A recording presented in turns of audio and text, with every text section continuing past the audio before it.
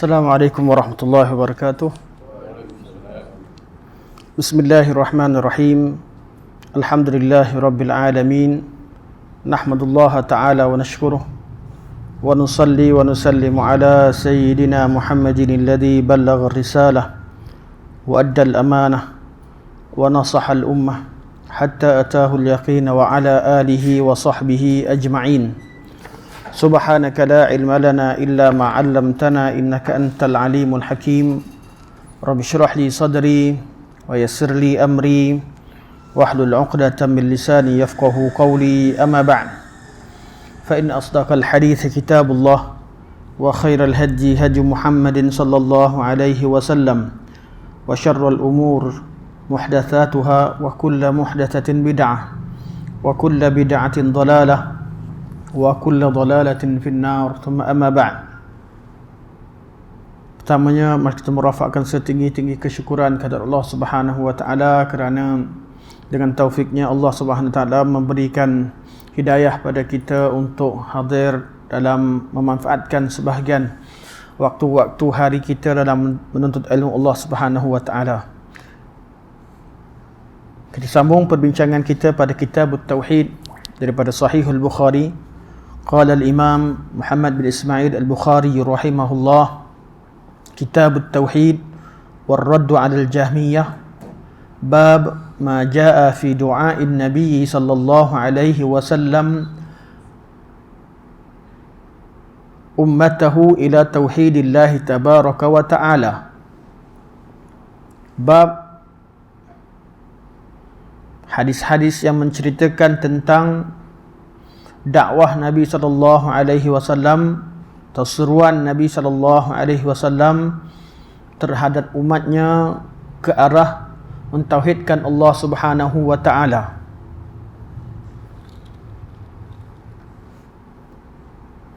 Al-Imam Bukhari rahimahullah membawakan 4 hadis dalam bab ini. Hadis pertama,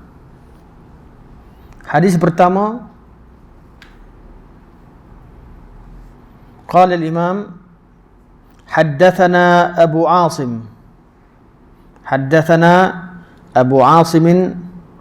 حدثنا زكريا بن إسحاق عن يحيى بن عبد الله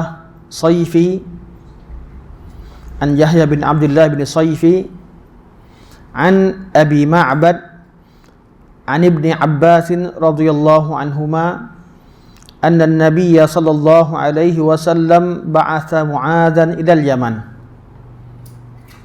Ini sanad pertama. Sanad pertama daripada Abu Asim Ad-Dhahhak, daripada Zakaria bin Ishaq Al-Makki, daripada Yahya bin Abdullah bin Sayfi juga Al-Makki, an Abi Ma'bad Nafith an Ibni Abbas radhiyallahu anhuma, Abdullah bin Abbas. Kalau disebutkan Ibnu Abbas, anak pada Abbas, maksudnya Abdullah bin Abbas. Walaupun Al-Abbas mempunyai 2 orang anak. Abbas dan seorang lagi siapa? Dalam hadis haji. Faddal apa? Saya ingat balik, kalau telah ingat saya lintas. Mana Abdullah bin Abbas ada 2 anak yang terkenal, Al-Fadl bin Abbas dan juga Abdullah bin Abbas. Jadi Al-Fadl bin Abbas, kalau beliau meriwayatkan hadis akan disebutkan namanya Al-Fadl bin Abbas. Tapi kalau disebutkan mubham dengan Ibnu Abbas tanpa disebutkan namanya, siapakah anak tersebut, adalah Abdullah bin Abbas. An Ibni Abbasin radhiyallahu anhuma, semoga Allah Subhanahu wa taala meridai mereka berdua, iaitu Abdullah dan juga Abbas. Kenapa huma? Kerana kedua-dua nama ini disebutkan dalam lafaz ini, Ibnu Abbas. Ibnu anaknya Abdullah, sahabat Nabi sallallahu alaihi wasallam. Abbasin juga sahabat Nabi sallallahu alaihi wasallam. Jadi radhiyallahu anhuma. Walaupun yang meriwayatkan itu adalah Abdullah, bukan Al-Abbas. Tetapi oleh kerana nama Al-Abbas disebutkan bersama dengan nama anaknya, maka kedua-duanya didoakan. Radhiyallahu anhuma. Contoh kita kata Aisyah binti Abi Bakrin radhiyallahu anhuma. Tapi kalau kita cuma sebut Aisyah saja, daripada Aisyah radhiyallahu anha. Kalau sebut Aisyah binti Abi Bakrin radhiyallahu anhuma, kerana kedua-duanya adalah sahabat. Kedua-duanya adalah sahabat Nabi sallallahu alaihi wasallam. Anna Nabi sallallahu alaihi wasallam ba'atha Mu'adzan ila al-Yaman. Bahwasanya Nabi sallallahu alaihi wasallam telah mengutuskan Mu'az ke negeri Yaman. Kita dah terangkan tentang Mu'az bin Yaman radhiyallahu anhu pada pertemuan yang lalu.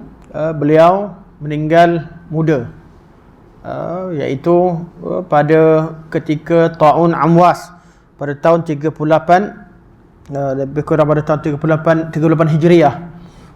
Jadi beliau meninggal muda, tetapi dalam keadaan umur beliau meninggal awal.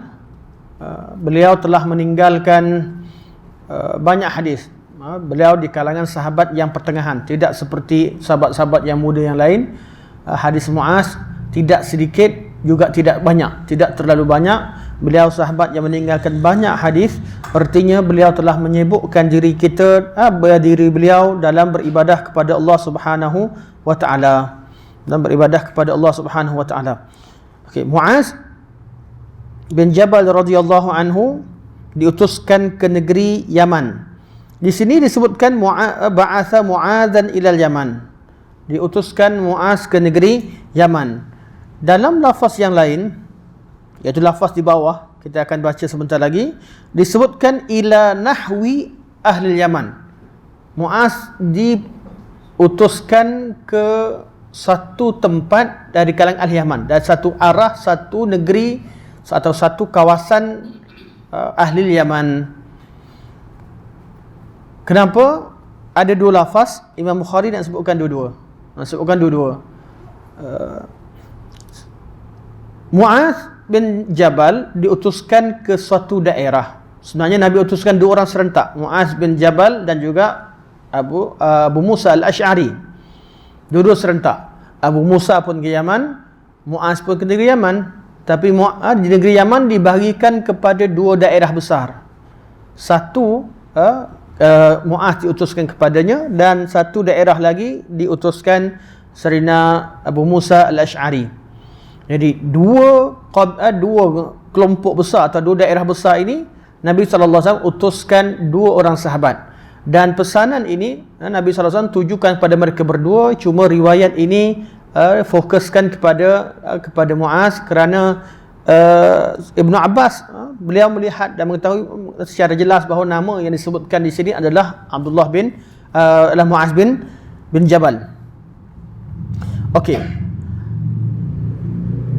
Ha artinya pertukaran sanad, tahwil sanad. Mana sanad yang pertama tadi, sanad yang kedua itu cerita yang sama, hadis yang sama, kisah yang sama, cuma dengan sanad yang lain. Bila dengan sanad yang lain dikira dua hadis, dikira hadis yang kedua. Inilah maksud Imam Bukhari rahimahullah. Beliau mengarang kitab Sahih Bukhari, dan dalam hafalan beliau, hadis yang sahih dalam hafalan beliau 600,000 hadis. 600,000 banyak. Dan beliau mengarang dalam masa 16 tahun. Jadi kalau 600,000, ada orang zaman sekarang dia bagi-bagikan, dia tengok semua sekali 600,000 nak buat kajian satu-satu. Artinya satu hadis itu mengambil masa 14 minit. Itu kalau tak tidur. Dia kata tak logik. Hakikatnya dia tak faham. Dia tidak faham dan dia bukan daripada bidang hadis. Dan juga dia tidak mengenali Al-Imam Bukhari rahimahullah. Al-Imam Bukhari rahimahullah sebelum beliau karang kitab Sahih Al-Bukhari, beliau telah karang kitab At-Tarikhul Kabir. At-Tarikhul Kabir beliau telah mengumpulkan nama-nama perawi-perawi hadis. Beliau dah hafal, beliau adalah imam dalam jarah wa ta'dil. Sebelum beliau bukan karang, sebelum beliau pilih hadis-hadis yang cukup syarat yang beliau mahukan. Syarat-syarat Imam Bukhari beliau letak. Jadi karangan beliau terhadap kitab Sahih Bukhari, iaitu beliau memilih, bukanlah satu benda baru buat kajian macam kita. Macam saya jumpa nama-nama ni, pergi buka dulu satu-satu, baru nak cari, baru nak kenal, baru nak tengok, kadang nama kita lupa. Ini Imam Bukhari tidak begitu. Imam Bukhari sebelum beliau karang Sahih Bukhari, beliau telah pun mengarang kitab berkaitan dengan Ar-Rijal, iaitu Tarikhul Kabir, 11 jilid tebal, cerita tentang nama orang saja, nama dan kedudukan dia dalam riwayah. Jadi syarat-syarat tersebut perawi-perawi beliau pilih dengan mudah. Sebab tu syarat Sahih Bukhari ni adalah perkara yang dalam kepakaran beliau. Beliau tidak karang satu bidang yang baru. Berbanding dengan profesor-profesor zaman sekarang, utamanya banyak sama ada yang daripada barat atau banyak juga daripada Mesir, kata kat YouTube, cuba nak kritik, dia baru buka hari tu. Dia baru nak berkenalan dengan ilmu hadis. Sama juga kita nampak ramai ahli kalam yang cuba baru nak terjun ilmu hadis, baru buka nampak sikit kritik. Kritik macam-macam ulama hadis, sedangkan dia baru nak berkenalan dengan istilah hadis, baru nak berkenalan dengan ilmu tersebut. Dan kita akan nampak kejanggalan yang banyak orang yang terjun dalam satu bidang, sedangkan dia adalah sepatutnya dia tidak berada di meja ceramah, sepatutnya dia berada dihadir di kelas peringkat awal atau peringkat pengenalan. Tidak bererti kita diberikan tempat untuk mengajar satu ilmu dalam semua bab kita mesti duduk di meja di pentas ceramah. Setengah pada ilmu kita kena duduk daripada kelas-kelas tamhidi, kelas-kelas awal, kelas-kelas muqaddimah.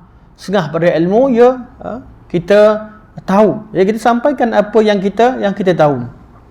Yang menjadi kejanggalan pada banyak tokoh-tokoh zaman sekarang di peringkat dunia, bila dia jadi satu bidang dia belajar, dia pakar, semua bidang dia nak cakap, semua bab dia nak komen, sehingga dia bila cerita tentang Imam Bukhari, dia ingat Imam Bukhari macam dia. Dia ingat Imam Bukhari macam dia. Jadi dia rasa tak logik lah Imam Bukhari ni boleh pilih daripada 600,000, macam mana nak boleh saring satu-satu, dia kumpul pula Rijal Bukhari ada berapa banyak, nak cari satu-satu.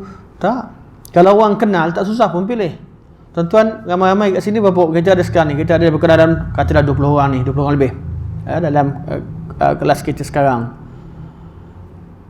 Kalau ada seorang kenal semua, contohlah yang hadir tu kenal semua, saya cakap, okey, hari ni Ustaz, kita lepas isyak kita nak jumpa dengan orang Sungai Buloh yang asal. Dia lahir Sungai Buloh, bapak dia kat Sungai Buloh. Senang tak nak cari? Kalau saya pun tak jumpa lah, nak tanya seorang-seorang, asal mana, ayah mana, asal mana, ayah mana nak. Tapi kalau orang yang memang kenal, datang tu semua nak cucu dia. Contoh, memang dia kenal dah, sakat nak petik, nak pilih tu senang je lah. Yang tak kenal memang kena kaji. Nama lagi, nak tanya nama, siapa, asal mana, lepas tu nak pilih Sungai Buloh kawasan mana, nak berkenalan pula dengan Sungai Buloh. Lama. Jadi seorang imam dalam bidangnya, Imam Bukhari tak perlukan perkara tersebut, sebab beliau dah pakar dalam bab rijal, beliau dah pakar dalam bab hadis. Malah beliau telah pun menghafal banyak daripada hadis-hadis kitab Muwatta. Banyak hadis kita akan jumpa nanti guru-guru beliau yang meriwayatkan kitab Imam Muwatta. Malah anak saudara kepada Imam Malik rahimahullah. Dan Imam Bukhari ketika tuntut hadis, ketika ditinggalkan oleh maknya ketika umur 16 tahun. Dia datang daripada negeri Uzbekistan, daripada Bukhara bersama dengan mak dia dan saudara dia, datang ke Mekah. Lepas tu dia minta pujuk saudara dia Ahmad balik, temankan mak pergi ke Bukhara. Dia minta izin dengan mak dia tinggal nak riwayatkan hadis, dan mak dia tinggalkan duit ayah dia. Mana Ismail juga seorang alim, seorang yang alim tapi tidak terkenal, kurang terkenal berbanding dengan anaknya.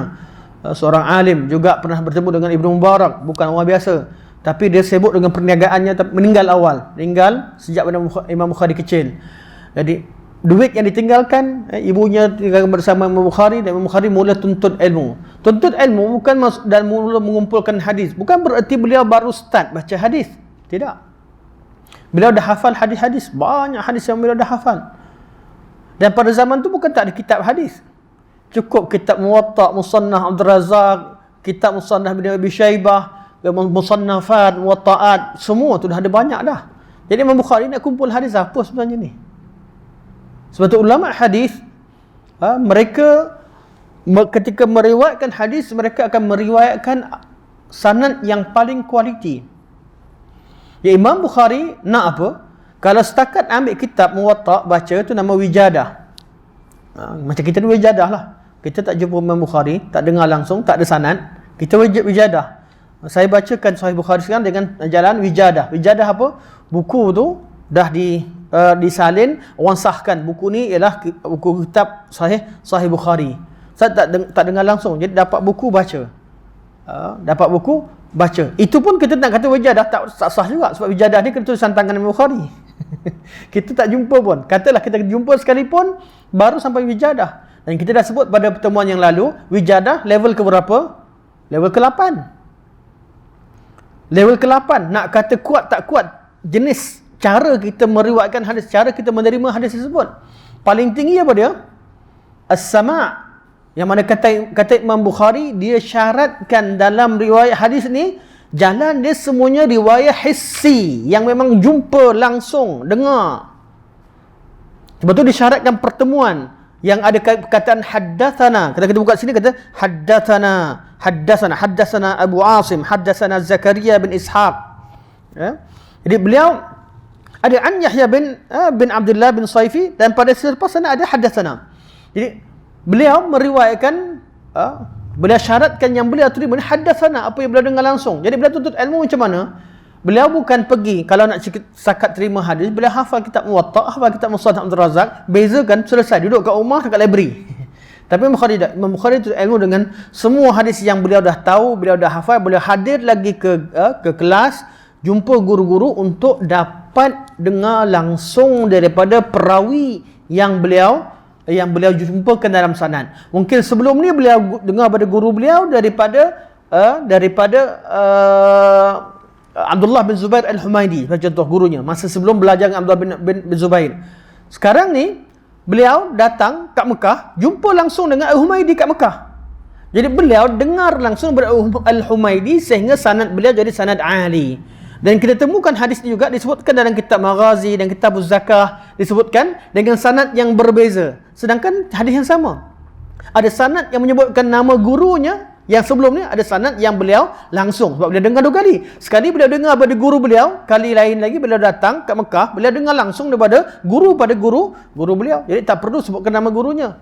Jadi menuntut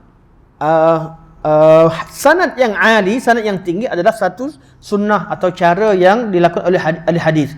Nak sanad yang ali, dan yang kedua beliau nak dengar langsung, sehingga beliau boleh meriwayatkan haddatsana. Macam mana haddatsana Abu Asim. Jadi Imam Bukhari rahimahullah dalam hadis ini beliau bawa 2 sanad. Beliau kata lepas beliau habis sanad satu, beliau kata ha artinya kalau jumpa kat Sahih Bukhari, di sini, sebab tu saya buka yang di sini. Ni pun tak tulis. Saya kan ada. Kalau buka kitab matan asal, artinya pertukaran sanad. Pertukaran sanad. Sanad yang lain, tapi matan dia nanti akan sama. Matan dia akan sama, ceritanya sama. Wa haddatsani Abdullah bin Abil Aswad Al-Basri. Dan juga aku dengar daripada haddatsani, dan Abdullah Ibnu Abil Aswad bercakap padaku atau bercerita padaku. Haddatsani Abdullah bin Abil Aswad, haddatsana Al-Fadl bin Al-Ala, haddatsana Al-Fadl ibn Al-Ala. Abdullah bin Aswad dengar daripada secara langsung daripada Abdullah bin Ala. Haddatsana Ismail bin Umayyah, beliau dengar daripada Ismail ibn Umayyah Al-Umawi, An Yahya bin Abdullah As-Saifi annahu sami'a Aba Ma'ban maula Ibn Abbas yaqul. Sami'tu Ibn Abbas yaqul. Okey, saya terus masuk pada matan. Lamma ba'atha an-nabiy sallallahu alaihi wasallam Mu'adzan ila nahwi ahli al-Yaman. Tatkala Nabi sallallahu alaihi wasallam ba'atha artinya mengutuskan. Berarti mengutuskan Muaz pergi ke negeri Yaman bukan menjadi pemerintah ataupun jadi yang berkuasa bebas, tetapi apa yang disampaikan merupakan apa yang diinginkan oleh yang mengutuskannya. Seperti Nabi SAW al-mab'uts ilal alamin, Nabi diutuskan pada alam. Nabi tidak bercakap dengan apa yang Nabi nak, Nabi bercakap mewakili Allah Subhanahu wa taala. Jadi bila kata Nabi walamma ba'atha an-nabiy sallallahu alaihi wasallam Mu'adzan ila nahwi ahli al-Yaman. Tatkala Nabi sallallahu alaihi wasallam mengutuskan Mu'az, iaitu Mu'az bin Jabal, ila ke nahwi arah atau ke satu daerah ahli Yaman yang didiami oleh ahli Yaman, artinya Mu'az adalah wakil Nabi atau gubernur Nabi ataupun utusan Nabi SAW ke negeri Yaman. Jadi pusat pemerintahan di Madinah Al-Munawwarah. Ketika itu Nabi SAW mengutuskan Mu'az ke negeri Yaman. Kita temukan Mu'az dan Abu Hasan Al-Asy'ari. Dua-duanya akan berpindah nanti ke negeri Syam. Ke negeri Syam, dan banyak perkara yang dilakukan oleh Mu'az bin Jabal membawa perubahan kepada ahli Yaman. Sehingga beliau nanti ketika beliau ke negeri Syam, ramai orang Yaman bila Mu'az pindah, ramai nak ikut. Dan itu sesuai dengan kehendak Sayyidina Umar bin Khattab radhiyallahu anhu. Sayyidina Umar lebih suka kalau ahli Yaman ni ramai di kalangan mereka, iaitu orang-orang tertentu. Mu'az nak mereka ni pindah duduk kat Syam, lagi bagus. Sebab apa? Ada di kalangan mereka berhati lembut, mudah untuk taat. Duduk kat Syam lebih bagus. Sebab di Yaman masih ada sisa-sisa Yahudi. Seperti Ibn Hajar rahimahullah sebutkan bila Yahudi masuk ke negeri Yaman. Beliau kata di Yaman ketika itu ahli kitab yang dimasukkan adalah Yahudi. Kita akan tengok kejap lagi apa yang Ibn Hajar sebutkan. Dan Ibn Hajar mengatakan bahawa Nasrani tak ada dah. Abrahah memang berkuasa di negeri Yaman. Dan dia datang serang Kaabah. Kemudian dia meninggal, mati di sana, dan kuasa dia lepas itu orang-orang yang pengikut Abrahah akhir sekali dihalau keluar oleh Saif bin Ziyazan. Saif bin Ziyazan, salah seorang pemerintah Arab, telah berkuasa kembali negeri Yaman dan menjadikan Islam di bawah pemerintahan beliau. Islam selepas anak cucu beliau, Islam dah mereka pegang pada agama Islam, dan beliau menghapuskan kaum Nasara, yang tinggal kaum Yahudi. Jadi kata sebahagian syurah macam Ibn Hajar, kata Yahudi yang dimaksudkan dalam ahli kitab yang akan kita baca sebentar lagi. Sebahagian syurah kata mereka adalah An-Nasara, iaitu sisa-sisa tinggalan orang-orang yang ditinggalkan oleh Abrahah, Abrahah An-Najashi, Abrahah Al-Habsyi, yang merupakan pemerintah yang dihantar oleh An-Najashi atau panglima yang dihantar oleh Najashi ke negeri Yaman. Okey. Sekejap, saya slowkan sikit. Saya lupa. Saya cakap slow balik insya-Allah. Lamma ba'atha an-nabiy sallallahu alaihi wasallam Mu'adzan ila nahwi ahli Yaman. Tatkala Nabi sallallahu alaihi wasallam utuskan Mu'az ke salah satu daerah daripada ke arah ahli Yaman, iaitu salah satu daerah. Okey.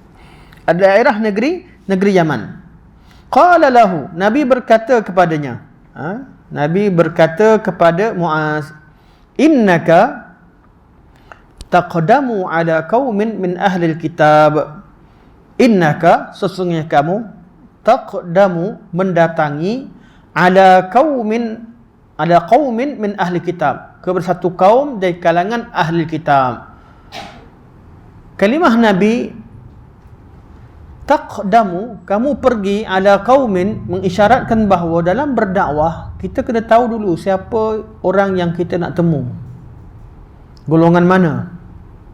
Contohlah bila Bang Khadin konteks, saya tanya siapa yang di sini, tahu golongan mana yang kita berdepan dengannya. berbeza dengan cara kita mengajar di sekolah. Kalau kata pergi pelajar madrasah, pelajar sekolah, umur berapa? 8-9 tahun, takkan kita nak cerita tentang sanad, kita nak cerita tentang isu-isu semasa, tak ada apa. Anak-anak ni kena kita fokus pada hafalan, hafal fakta, apa yang ada, faham, kita tak faham, kita harapkan dia faham. Kalau tak faham sekalipun bermanfaatlah, dia dah hafal matan, hafal nama. Nanti besar nanti dia tahu sendirilah cara untuk dapatkan fakta. Tapi kalau orang tua nak suruh hafal, tak mau. Suruh hafal, cukup faham. Orang tua cukup pernah dengar, pernah faham, settle.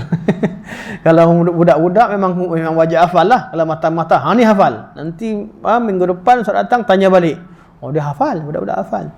Kalau jadi kita tahu siapa orang yang audiens yang kita bertemu. Nabi kata, kamu nak jumpa ahli kitab, kamu pergi ke negeri yang ada ahli kitab. Nabi tahu. Jadi sebelum Nabi utus, kita juga menunjukkan bahawa Nabi sebelum utuskan seseorang ke suatu tempat, Nabi tidak utus begitu saja. Nabi mengkaji siapakah penduduk di sana, dan Nabi kaji siapa yang sesuai dihantar ke sana, dan Nabi beritahu apa yang perlu kamu cakap dan fokus.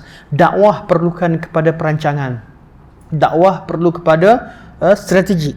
Kita tahu tempat yang strategik, strategi kita mesti betul kepada siapa yang ingin kita sampaikan. Dan dakwah menjadi huru-hara apabila perkara ini tidak diambil berat. Kadang-kadang kalam seorang syekh, seorang ustaz dibicarakan dalam majlis yang khas, dirakamkan untuk tujuan simpanan khas, disebarkan seolah-olah ditujukan kepada seluruh umat. Kadang-kadang kalam seorang yang meraihkan uruf audiens yang hadir, mungkin di kalangan penguasa, mungkin di kalangan mungkin di kalangan orang terlalu awam sebagainya, mungkin ambil masa kalamnya kerana nak mengambil sedikit tanazul, mana melupakan sebahagian daripada perkara yang perselisihan dengan kadar tertentu, dengan waktu tertentu, untuk mengambil hati, kemudian disebarkan sesama orang-orang yang dah betul-betul teguh di atas sunnah. Kelihatan ustaz ni seperti mumayyi'. Mumayyi' dia orang yang tak teguh pendirian, kejap ke sana, kejap kemari. Dijadikan hanya kalam yang dibawa, tapi tanpa diketahui konteks dan keadaan seseorang tersebut. Jadi dalam berdakwah kita kena tahu siapa ahlinya, kena kaji kawasan tu mana, siapa orangnya, siapa yang sesuai, tajuk apa yang sesuai. Dan Nabi kata, innaka taqdumu ala qaumin min ahli kitab. Sesungguhnya kamu, wahai Muaz, Nabi lantiklah sebelum Nabi hantar, confirm lah Muaz ni mahir dalam dakwah ahli kitab. Muaz dah belajar bahasa ahli kitab, Muaz dah belajar bahasa Yahudi di Madinah Munawwarah. Muaz bin Jabal antara sahabat Nabi yang belajar bahasa Yahudi, dah hafal kitab Taurat, sebahagian kitab Taurat. Nak pergi hantar jadi Muaz, Nabi terangkan pada Muaz, kamu nak pergi selama ni kamu jumpa Yahudi yang ada dekat Madinah. Sekarang ada Yahudi yang di Yaman. Walaupun sama-sama Yahudi, fikrah tak sama, ada benda yang tak sama, ada budaya yang berbeza. Dan Nabi kata, kamu pergi jumpa ahli kitab. Mereka memang ahli kitab yang ada pegangan kitabnya. Artinya kalau bercakap, kena bawalah juga hujah-hujah yang bersesuaian, hujah-hujah yang dikatakan ada kebenaran yang musytarakah, benda yang betul dalam ahli kitab. Kita mulakan, kita bukan nak bersatu artinya mengiyakan mutanazul sehingga benda yang hak jadi batil jadi hak. Tapi kita tahu dalam kitab, ahli kitab, ada tak perkara yang benar? Ada. Yang kita nak pastikan, ya ahli kitab, ta'alu ila kalimatin sawa'im bainana wa bainakum alla ta'budu illa iyyah. Ayat dia, qul ya ahli kitab ta'alu ila kalimatin sawa'im bainana wa bainakum. Kalimah yang sama. Kita cari kalimah, mana cari satu perkara yang musytarakah. Boleh, tak ada masalah. Mulakan dengan perkara apa dia? Ta'alu ila kalimatin sawa'im bainana wa bainakum. Kalimah yang sama antara kami dan kamu. Apa dia? Kalimah tauhid. Dalam kitab, ahli kitab, ada tak konsep tauhid? Ada. Dan kita pasti Muaz bin Jabal tahu. Dan itu wujud dalam kitab mereka, wujud dalam fitrah mereka. Cuma pengamalan lain. Mereka kata mungkin Uzair anak Allah Subhanahu wa taala. Manusia ni kadang-kadang ikrar suatu perkara pada asal. Pada asal. Macam orang Islam ikrar bahawa Quran kalamullah. Quran adalah wahyu Allah. Quran pedoman dalam kehidupan. Tetapi praktikal kehidupan dia menolak banyak perkara yang Quran tegaskan yang dia tak tahu secara detail. Asalnya dia isbat, dia terima Quran sebagai kalamullah. Quran ini adalah undang-undang Allah, wajib berpegang dengannya. Tapi sampai pada bab tauhid, dia pegang dengan pemahaman yang tak sama dengan Quran. Kadang-kadang orang tersilap dalam bab amalan, bab zakat. Kadang-kadang orang pergi bab lain. Jadi kita kena tahu penyakit, tahu dia punya kesalahan kat mana, dan tahu macam mana cara untuk ubati dan tajuk yang sesuai. Inilah yang Nabi sampaikan kepada Muaz. Nabi bagi muqaddimah, innaka taqdumu ala qaumin min ahli kitab. Sesungguhnya kamu pergi kepada satu kaum min ahli kitab, dari kalangan ahli kitab. Ahli kitab di sini adalah kaum Yahudi. Yang dimaksud kaum Yahudi. Yahudi Yaman yang masuk ke negeri Yaman pada zaman As'ad Dzi Karab. Kata Ibn Hajar dalam Fathul Bari, dia kata kaum Yahudi mula masuk ke negeri Yaman pada zaman As'ad Dzi Karab. Pada zaman tersebut dan dia berterusan sampai pada zaman Nabi SAW. Dia tinggal di sana. Dan ketika Islam telah sampai ke negeri Yaman, kaum Yahudi masih ada di sana. Kaum Yahudi masih ada di negeri Yaman. Manakala kaum Yaman yang ikut agama Nasrani, ke agama Nasrani kerana mereka dikalahkan oleh kuasa Habasyah yang diketuai oleh Abraha sahibul fil yang telah menyerang Kaabah dan cuba bertujuan menghancurkan Kaabah.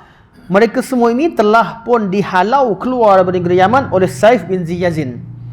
Ini kata Ibn Hajar. Dari sejarah Ibn Hajar kata, Nabi sekarang utuskan Muaz bin Yaman, ahli kitab yang dimaksudkan kerana Nabi sebut min ahli kitab, itu adalah kembali kepada kaum Yahudi menurut tarjih Ibn Hajar rahimahullah. Namun setengah daripada syurah mengatakan bahawa ahli kitab itu adalah kaum Nasara kerana mereka adalah saki baki daripada pengikut-pengikut Abraha. Dua-duanya mungkin. Masing-masing mengumpulkan fakta sejarah, dan kita pun walaupun Abraha pengikutnya telah dihalau keluar, tapi adakah halau keluar habis? Mungkin ada sisa-sisanya. Wallahu ta'ala alam. Tapi kita tahu bahawa mereka adalah kaum daripada ahli kitab, dan saya cenderung pada pandangan Ibn Hajar pada bab ini selepas tengok pada beliau terangkan, dan beliau kata Ibn Ishaq sebut rujuk bersejarah, mana yang lebih zahir di situ adalah ahli kitab yang wujud secara rasmi. Jadi kalangan kaum Yahudi. Kalau kalangan Nasara ada mungkin saki baki, tapi yang rasminya adalah kaum Yahudi. Okey, Nabi kata apa? Falyakun, maka hendaklah awwalama tad'uhum, perkara pertama yang perlu kamu seru mereka, kepada ayyuwahidullah, kepada mereka. Perkara pertama yang perlu kamu seru mereka adalah agar mereka mentauhidkan Allah Subhanahu wa taala, itu mengesakan Allah Subhanahu wa taala. Kenapa? Sebab masalah kat dunia ni, masalah orang tak kenal Tuhan ke, masalah di dunia umumnya, masalah dihadapi oleh dakwah, kita bertemu dengan orang tak mengaku Tuhan wujud ke, ataupun orang yang sembah banyak Tuhan atau sembah selain Allah. Masalah yang kita temukan sejak pada zaman Nuh AS sampai akhir zaman, yang kita temukan adalah orang yang menyembah selain Allah dan orang yang menyembah banyak Tuhan, termasuk Allah Subhanahu wa taala. Diakur tentang Tuhan yang menciptakan alam, tapi disembah juga dewa-dewa, disembah juga patung berhala dan sebagainya. Betul, dakwah yang Nabi SAW seru pada dia, seru pada ahli kitab, yang Nabi pesan kepada Muaz bin Jabal, Dakwah supaya ajak mereka mentauhidkan Allah Subhanahu wa taala. Artinya Allah telah pun dikenali. Allah mereka kenal siapakah Allah. Sama juga di Makkah Al-Mukarramah, mereka kaum musyrikin. Allah, ayah Nabi nama Abdullah. Ayah Nabi Abdullah sebelum Nabi lahir lagi. Jadi Allah itu dikenali. Tapi selain daripada Allah, mereka juga menjadi hamba kepada selain Allah Subhanahu wa taala. Jadi seruan Nabi SAW, seruan tauhid, itu mengesakan Allah Subhanahu wa taala dalam ibadah. Begitu juga mengesakan Allah Subhanahu wa taala dalam rububiyah. Dalam rububiyah, semua orang mengaku bahawa Allah Subhanahu wa taala menciptakan alam. Tetapi ada orang kata lepas Allah cipta alam, Allah cipta juga makhluk awal yang mencipta makhluk-makhluk selepasnya.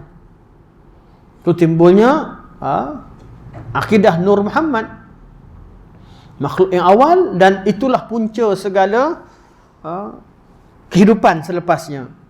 Ada juga percaya apabila Allah ciptakan alam, Allah Subhanahu wa taala membiarkan ataupun Allah memberikan kuasa pada makhluk tertentu untuk kontrol kawasan. Ya Allah memang mencipta alam, tetapi dalam kawasan tu ada wali kawasan. Ada wali kutub yang jaga semua sekali. Ada wali abdal yang berganti-ganti, meninggal ada yang ganti. Ada wali yang memang dia kontrol alam, ada wali kawasan. Ini dan itu macam-macam cerita. Jadi ini masalah pada tauhid ar-rububiyah. Jadi mentauhidkan Allah supaya manusia tidak menisbahkan sebarang pentadbiran alam ini kepada selain Allah Subhanahu wa taala. Malah kita belajar tauhid bahawa walaupun malaikah yang ditugaskan untuk menguruskan sebahagian urusan alam, mereka hanya ditugaskan, diperintahkan dan ikut perintah, bukan mereka yang memerintah dan berkuasa. Betul kita selalu sebut, dan saya ulang, walaupun kita katakan Mikail yang ditugaskan untuk menurunkan hujan, tetapi kita berdoa pada siapa? Istisqa, Allahumma aghithna. Kita minta dengan Allah Subhanahu, Allahumma asqina. Kita minta dengan Allah Subhanahu wa taala, bukan minta dengan Mikail. Jadi mentauhidkan Allah. Kita belajar berkaitan beriman dengan malaikah, dengan tidak meletakkan sifat rububiyah pada malaikah, ataupun meletakkan hak rububiyah pada malaikat. Kita tak katakan malaikat turun hujan dengan kuasanya. Turunkan hujan dengan perintah Allah. Kita juga tidak meminta kepada malaikat, kita tak minta pada Allah. Dia mentauhidkan Allah. Jadi tauhid, pertama beriman dengan Allah, kemudian kita beriman dengan malaikah. Iman dengan malaikah perlu kita bicarakan tabi' daripada iman dengan Allah Subhanahu wa taala. Kerana kita temukan ada juga yang silap. Yang silap dalam bab ini. Kemudian disuruh minta dengan malaikah, minta dengan malaikat, minta dengan ini dan itu. Walaupun pada asalnya mereka mengatakan Allah yang menciptakan alam, Allah yang gini begitu, tapi sampai masanya minta dengan wali, minta dengan ini dan itu, kerana ada kesalahfahaman dalam bab ar-rububiyah. Jadi dakwah yang Nabi SAW serukan kepada Muaz bin Jabal, suruh mereka mentauhidkan Allah. Dan tauhid Allah, kalau tengok pada Al-Quran Al-Karim, kita akan temukan tiga aspek ini: rububiyah, uluhiyah dan asma' wa sifat. Tidak meletakkan ada selain Allah yang mentadbir alam, tidak mencipta, mentadbir dan menguasai alam selain Allah Subhanahu wa taala. Walaupun kita ikrar dengan wujudnya malaikah, kita ikrar dengan wujudnya waliullah. Waliullah bukan wali yang kuasa, tapi orang-orang yang sekitar itu. Ikrar dengan segala yang Allah sebutkan, tetapi pemahaman kita tak lari daripada tauhid, tak lari daripada tauhid. Okey. Kalimah falyakun awwalu ma tad'uhum ila ay yuwahhidullah, dalam lafaz yang lain, falyakun awwalu ma tad'uhum ilaihi syahadatu an la ilaha illallah wa anna muhammadar rasulullah. Jadi hendaklah perkara pertama yang kamu dakwah mereka kepadanya adalah mengucapkan kalimah syahadah la ilaha illallah muhammadur rasulullah. Okey, mari kita tahrir. Lafaz mana satu yang Nabi sebut pada Muaz bin Jabal? Nabi sebut dua-dua ke? Atau Nabi sebut salah satu daripadanya? Pertama, kalau kata dua-dua, macam mana boleh dua-dua? Berapa kali Nabi utuskan Muaz ke negeri Yaman? sekali, tahun ke-9 sebelum Nabi SAW pergi Hajjatul Wida. Muaz tak sempat Hajjatul Wida bersama Nabi SAW. Begitu juga Abu Musa al-Asy'ari. Abu Musa datang balik semula ketika haji, cukur Nabi SAW meminta maaf. Muaz yang tak sempat. Muaz diutuskan ke negeri Yaman. Bila diutuskan ke negeri Yaman sekali. Jadi sekarang pesanan Nabi nampak dua. Satu, Nabi kata perkara pertama yang kamu ajak mereka adalah mentauhidkan Allah. Okey, sekarang ni Nabi cerita panjang lah. Tapi Nabi kata perkara pertama. Yang mana satu yang pertama? Dan lafaz yang lain, hendaklah perkara pertama yang kamu ajak pada mereka, hendaklah mereka bersaksi bahawa tiada Tuhan yang disembah melainkan Allah dan Nabi Muhammad adalah pesuruh Allah. Yang mana satu pesanan Nabi SAW, kerana dalam hadis ni memang wujud riwayat bil makna. Lafaz disebut, lafaz yang kedua juga sahih, juga diriwayatkan oleh imam thiqat. Kata Syekh Ibn Uthaymin rahimahullah, Syekh Muhammad bin Salih al-Uthaymin, beliau kata lafaz yang kedua lebih aula untuk diambil. Kerana lafaz ni umum, tauhid, syahadah la ilaha illallah Muhammadur Rasulullah adalah tauhid. Memang tauhid lah.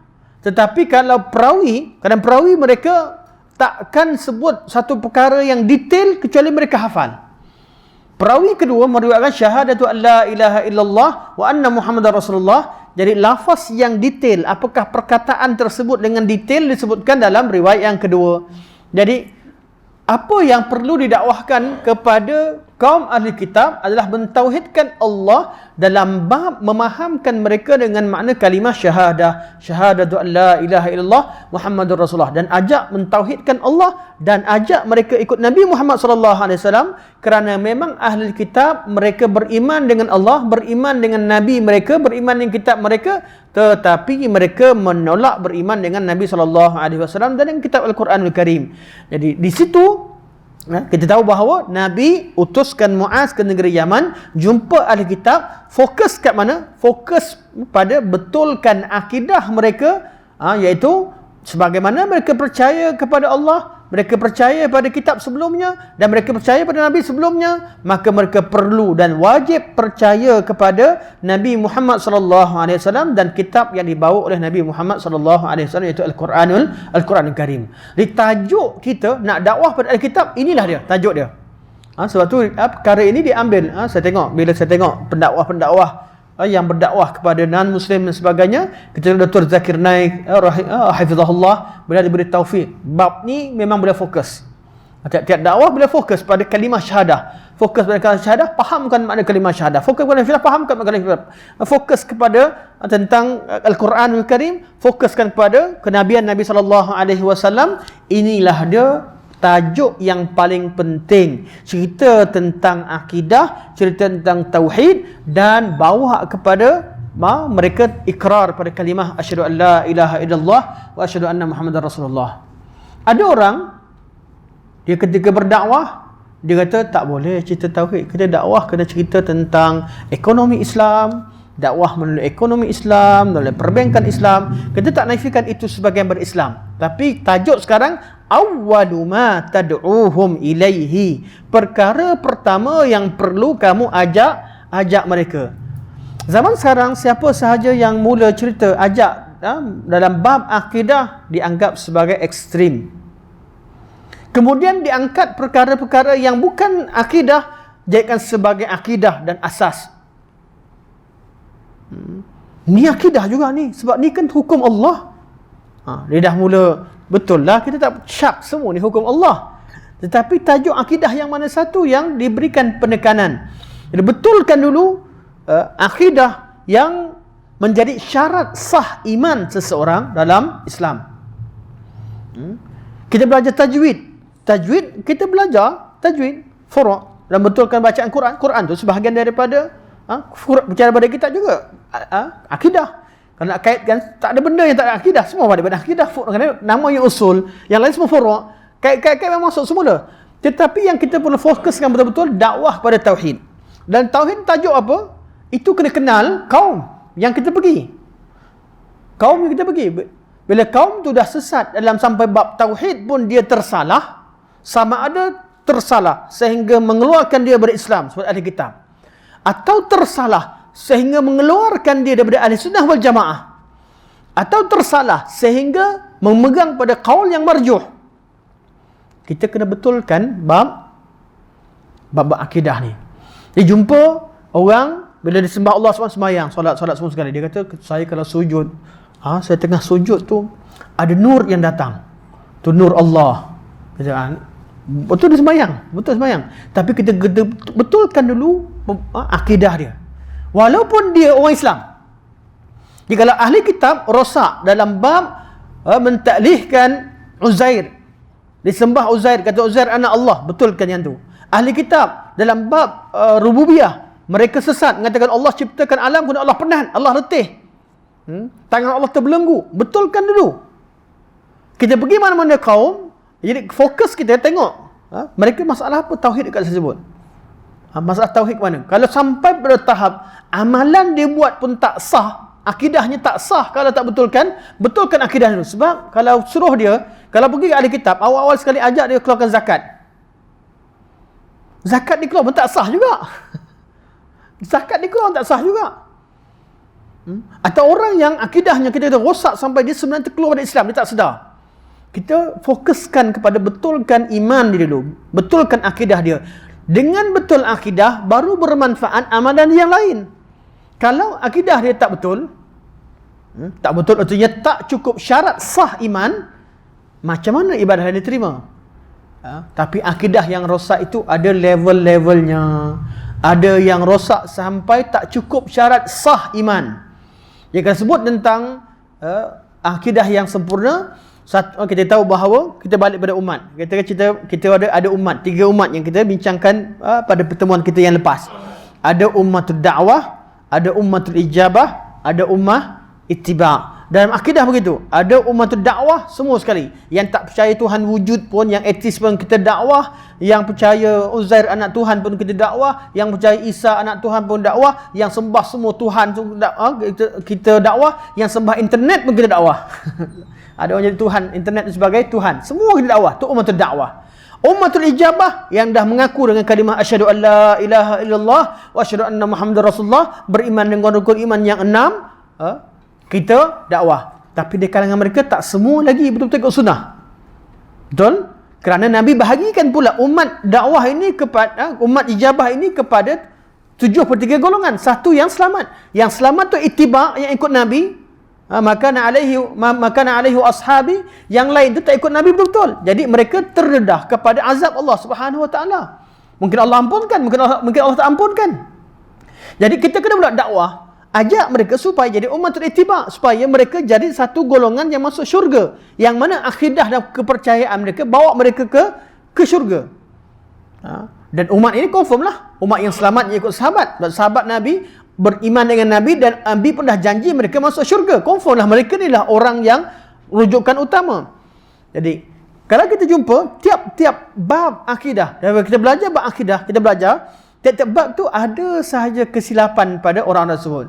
Jadi macam mana tengok, kalau ada perkara yang menyebabkan mereka, akidah mereka terkeluar pada Islam, betulkan yang tu dulu sehingga akidah mereka cukup untuk syarat sah, untuk iman mereka sah. Maka kita ajar mereka solat yang wajib, ajar mereka zakat yang wajib, tahu yang wajib dan buat benda yang wajib, sampai pada haji yang wajib. Kemudian daripada kita beralih kepada masalah yang lebih spesifik, iaitu fahamkan mereka akidah ikut ahli sunnah wal jamaah. Step yang seterusnya, bawa mereka betul-betul apa yang Allah sebut, yang Nabi sebut, bawa sedikit-sedikit. Jadi kita tidak menghukumkan kalau orang tak ikut ahli sunnah, dia ni kafir, dia ni solat tak sah, tak. Kita ada yang menyeleweng keluar daripada sunnah, dia jadi tapi masih Islam. Ada yang menyeleweng sampai murtad, sampai keluar daripada Islam. Dua-duanya tak sunnah, dua-duanya bukan ajaran Nabi, tapi ada sempadan yang ada gap yang berbeza antara dua puak. Yang terkeluar daripada Islam, yang ni dakwah daripada Islam, ajak balik supaya mengucap kalimah syahadah dan sebagainya. Yang terkeluar daripada sunnah, ajak dia dengan dalil Al-Quran dan sunnah Nabi SAW, kembali pada apa yang dalil ajarkan, dalil sebutkan. Jadi kita perlu kenal tahap mana. Tahap manakah? Kena tahu penyakit tersebut. Tiap-tiap kaum kita jumpa borak-borak. Kita borak, kadang-kadang kita pergi dengan penganjur sendiri. Penganjur yang panggil ceramah sendiri, borak-borak, alamak. Penganjur sini ada masalah kadang-kadang. Saya pengalaman ni ada yang menganjurkan. Saya nak ustaz cerita bab akidah. Masya-Allah, baguslah. Saya dengar ustaz tahu bab dia sebut mahir lah. Saya sebut mahir bab akidah.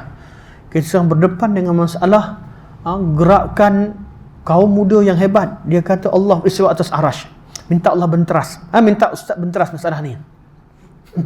Saya pun alamak. Ini terjadi satu di salah satu surau. Sekarang alhamdulillah lah orang yang dah faham sebenarnya. Jadi bila kita dengar macam tu, okey. Kita fokus mereka ni orang yang semangat dakwah pada agama, sanggup korbankan duit, keluarkan duit untuk dakwah pada kebenaran. Mereka cintakan Al-Quranul Karim, mereka sentiasa ke masjid, ahli masjid, ke surau. Kita tak boleh treat mereka macam orang yang tak sembahyang. Tak boleh treat mereka macam orang tak ada akidah. Ada kadarnya, tahu kedudukannya. Jadi ada benda sepakati, mereka cintakan, mereka ikrar dengan syahadah la ilaha illallah Muhammad Rasulullah, beriman dengan semua rukun-rukun iman. Tetapi ada bab tertentu dalam bab ilahiyah ada masalah, bab tertentu dalam bab qada-qadar ada masalah. Jadi kita tahu kat sini perbezaannya. Mula dengan apa? Ceritalah dalam 90% kita cerita tentang benda-benda yang disepakati, yang memang Allah dan Rasulnya sebut dan mereka pun lupa dan tak tahu, ingatkan itu yang mereka hargai. Masukkan sikit-sikit, ajar, fahamkan sikit-sikit apa yang mereka tersalah, sehingga mereka wala mereka pada Al-Quran Sunnah penuh. Akhirnya mereka boleh terima apa Quran sebut, Nabi sebut dengan sendirinya, tanpa kita susah-susah berdebat. Kerana mereka bukan di kalangan ahli jidal, mereka bukan nak debat, mereka nak ajak kita ceramah. Mereka ajak, panggil kita untuk bercakap, mereka bukan nak debat. Jadi tak perlu kita keluarkan uslub debat. Haji jawab, kenapa ni? Buat apa nak tunjuk kat dia, nak marah dia tak lawan pun. Dan ini kita kena tahu siapa yang ada depan kita. Berbeza ahli kitab. Ahli kitab memang kena debat. Wala tujadilu ahlal kitab illa billatihi ahsan. Sifat ahli kitab ni debat. Tuan-tuan pergi jumpa contoh di negara-negara, contoh di Kemboja sebagai contoh, negeri Buddha. Orang Buddha tak debat dengan kita. Tapi bila once dia masuk Kristian je, dia mula debat dengan orang Islam sana. Sebab agama ahli kitab ni dia ajarkan debat. Ahli kitab, terutama ahli kitab zaman sekarang, missionary sekarang, ajarkan, dia bukan setakat masukkan orang tu pada agama Nasara, tapi dia ajar orang tu untuk debat dengan Islam, lawan dengan Islam. Sama juga ahli kalam. Orang awam biasa sebelum belajar ilmu kalam, biasa-biasa, tenang-tenang je.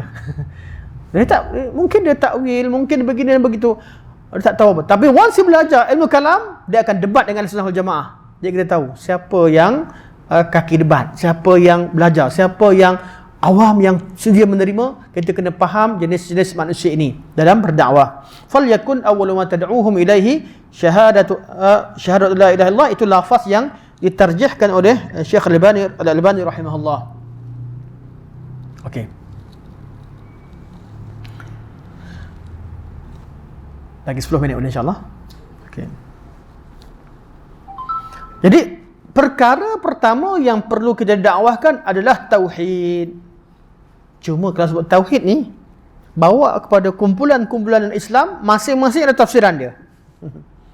Semua pakai hadis yang sama. Akidah yang pertama, kumpulan liberal yang jangan cerita akidah akan memecah belahkan umat, kita nak menjatuhkan umat, kita yang ni sama.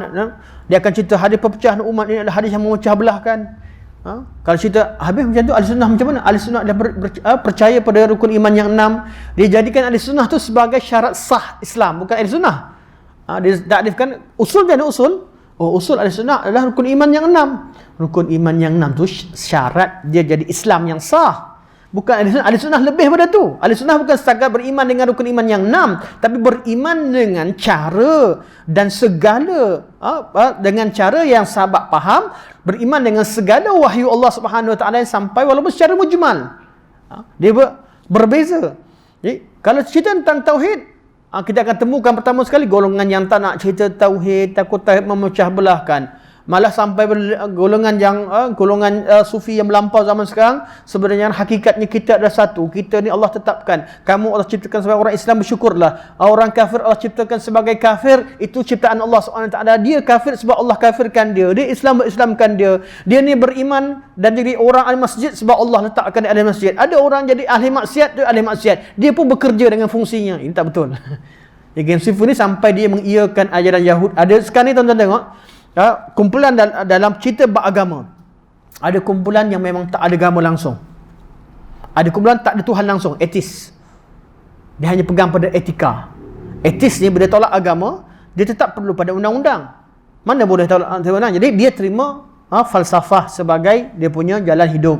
Dia etika dia. Ada etika macam-macam lah. Ada yang utamakan harta, keperluan, ada yang utamakan dia punya bangsa. Wujudlah golongan kapitalis, golongan komunis, sebagainya. Semua ni tak ada pegang agama, tak ada kaitan agama langsung. Etika dan undang-undang ni berdasarkan kepada etika yang dia pegang ataupun falsafah yang dia pegang. Dia jadikan undang-undang tu bukan tiada Tuhan. Bukan Tuhan buat undang-undang, manusia buat undang-undang. Ini semua kumpulan yang tak pegang pada agama. Kumpulan yang kedua, kumpulan yang boleh menerima semua agama asalkan ada Tuhan, percaya kepada agama, bagus dah. Macam Amerika Syarikat ini dia pegang. Sebab apa? Percaya pada agama bermanfaat. Kalau orang percaya agama, tak payah hantar CCTV. Tak payah bawa, tak payah hantar ni. Sebab apa? Dia dah ada satu kepercayaan dalam diri dia yang mengontrol diri dia. Orang Islam takkan pergi ambil harta orang. Tak payah hantarkan mereka. Sebab orang Islam yang betul-betul pegang agama, dia takkan curi, dia takkan berzina, dia takkan begini, takkan membunuh orang sebagainya. Sebab benda tu dah ada kat diri. Jadi kata pemerintah, ambil pegangan ni, senang. Sebab dia senang kontrol. Kurangkan anggota polis, kurangkan penguatkuasaan dan sebagainya, bawa kepada kebaikan. Ada yang kata lebih spesifik lagi, kita hanya terima agama Ibrahimiah. Jadilah millah Ibrahim, geng-gengnya.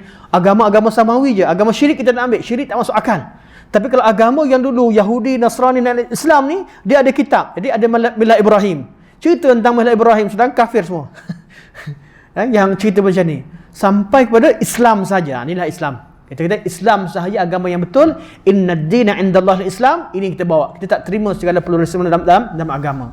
Dalam Islam pula, ada yang kata tak kira, asalkan Islam, syahadat, dia mengucap kalimah syahadah, asyhadu an la ilaha illallah, asyhadu anna muhammadar rasulullah, asyhadu anna muhammadar rasulullah. Nah, kenapa nak beza-bezakan orang Islam? Dia tak terima.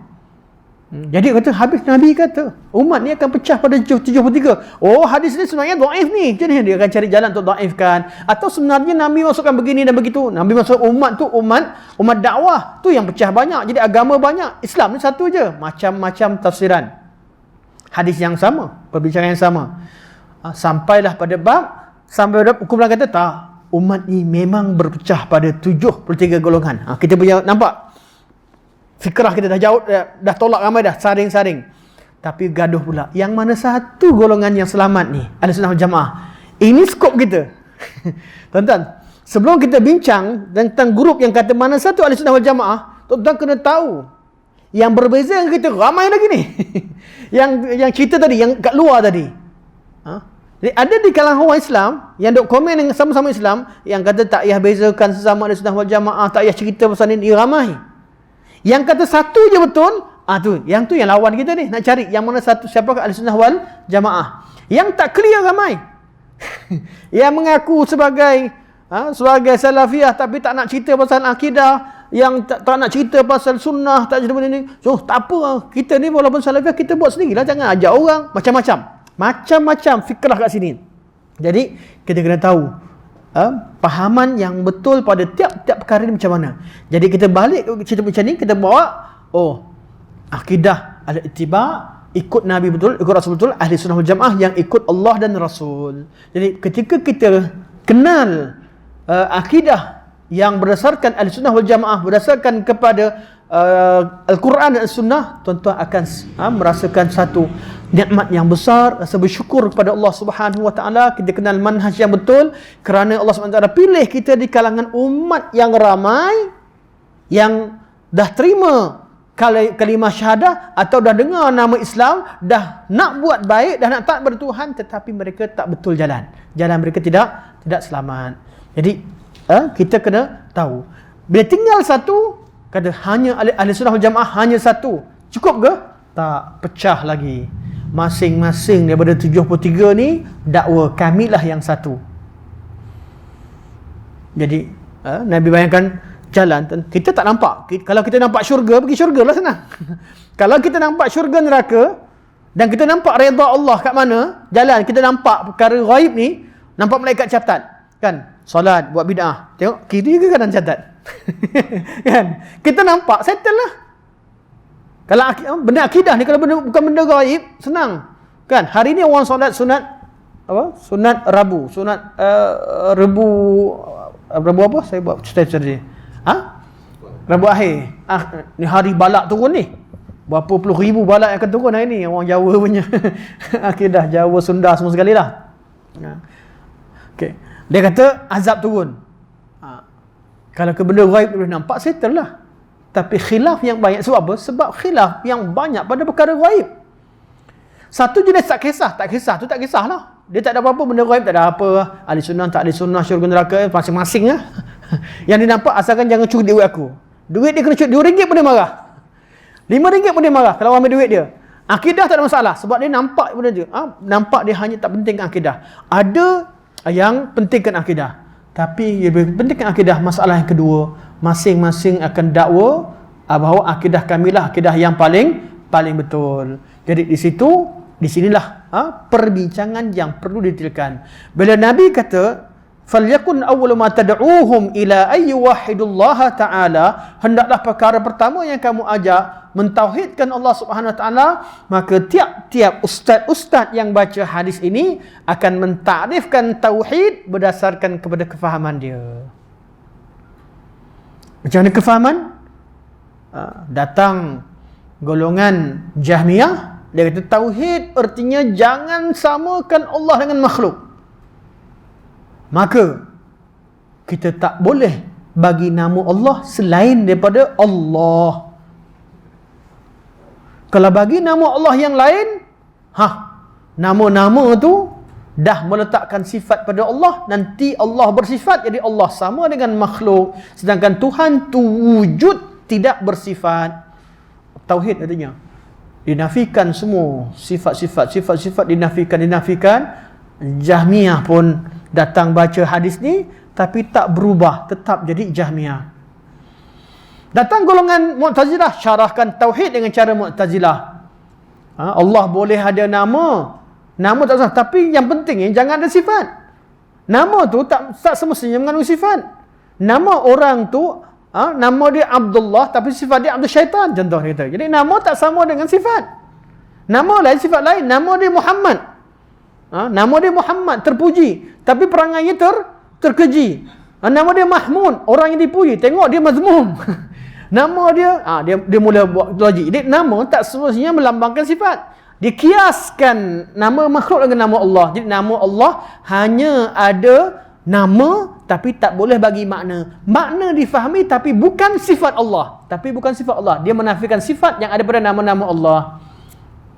Datang pula kumpulan lain di kalangan kullabiyah, al-Asy'ariyah rahmatullah sebagainya, terima sifat. Dan sifat yang diisbatkan, diajarkan adalah sifat 20 atau sifat 13 atau sifat 7.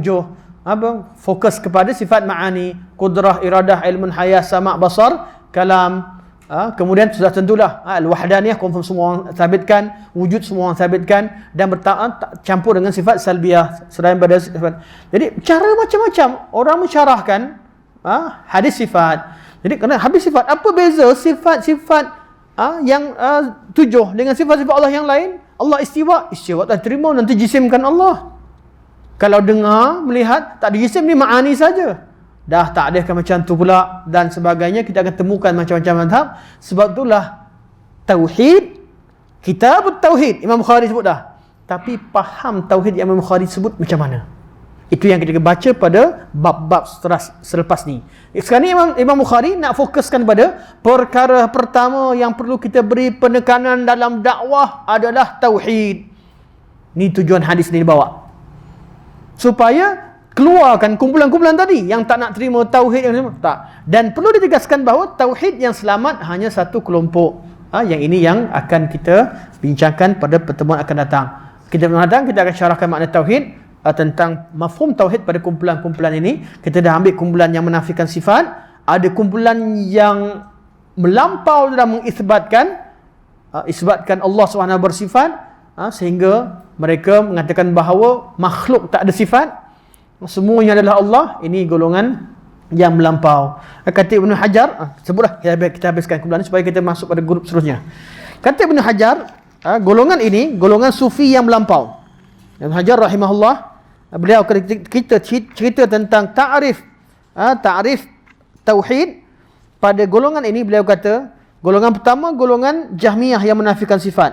Golongan kedua adalah ghulatus sufiyah. Tsanihima ghulatus sufiyah, orang yang melampau di kalangan golongan sufi. Fa inna akabirahum lamma takallamu fi mas'alatil mahwi wal fana, golongan-golongan yang tokoh-tokoh ketika cerita tentang al-mahwi wal fana, dia nak sufi, dia nak mencapai ibadah level fana. Dia beribadah sampai level yang paling tinggi. Apa maksudnya? Wa kana muraduhum bidzalika, maksud mereka adalah al-mubalaghah, ba'duhum al-mubalaghatu fi ar-ridha wat taslim wa tafwid al-amri, balagha ba'duhum hatta dhaha al-murji'ah fi nafyi nisbat al-fi'li ila al-'abdi. Apa arti al-fana? Kan sufi serahkan pada Allah, redha dengan Allah, terima pada Allah, sehingga yang melampau kata kita tak ada apa-apa, kita tak ada amalan, dah macam golongan murji'ah. Jadi golongan sufi zaman sekarang memang murji'ah pun. Ibn Hajar kata yang tu akabir, tapi sekarang dah banyak yang begini yang tersebar. Semua sekali Allah Subhanahu wa taala yang lakukan, mereka adalah sama seperti murji'ah atau jabariyah. Jadi Ibn Hajar sebutkan perkara ini. Saya akan tetap rujuk Fathul Bari dalam mengenali fikrah-fikrah tertentu yang beliau sebutkan, walaupun dalam setengah tempat yang akan kita bincangkan apa yang beliau sebutkan betul ataupun sesuai atau tidak dengan setengah masalah ilmiah yang mendalam. Tuan-tuan kalau buka Fathul Bari, tuan-tuan akan temukan bahawa Ibn Hajar adalah ahli sunnah wal jamaah. Ahli sunnah wal jamaah yang umum. Beliau isbatkan usul yang kuat. Sebab tu beliau akan tapi dalam bab tertentu beliau tersalah. Tapi beliau membawa usul ahli sunnah wal jamaah yang banyak, yang banyak. Jadi kita akan temukan satu yang tauhid pada mereka nafikan sifat, yang kedua isbatkan sifat Allah, perbuatan Allah, sehingga menafikan perbuatan makhluk. Ini Ibn Hajar kata. Dan kita akan temukan dalam kumpulan yang mengisbatkan pula macam-macam, yang menafikan macam-macam, itu yang akan kita kemukakan, termasuklah yang hanya mengisbatkan sifat-sifat yang tidak melibatkan perbuatan Allah Subhanahu wa taala, itu yang juga akan dibincangkan nanti insya-Allah. Jadi sampai sini sajalah. Hari ini sampai sini. Minggu depan saya akan cepatkan insya-Allah. Sebab satu-satu kita syarahkan, tapi dia dah pergi pada lafaz. Fikrah utama kita faham, nanti kita cepatkan lafaz-lafaznya untuk kita dapat habiskan kitab ni dengan jayanya insya-Allah. Subhanakallah wa bihamdika asyhadu an la ilaha illa anta astaghfiruka wa atubu ilaik. Wa sallallahu alaihi wasallam Muhammad wa ala alihi wa sahbihi wa baraka wa sallam. Alhamdulillahirabbil alamin. Assalamualaikum warahmatullahi wabarakatuh.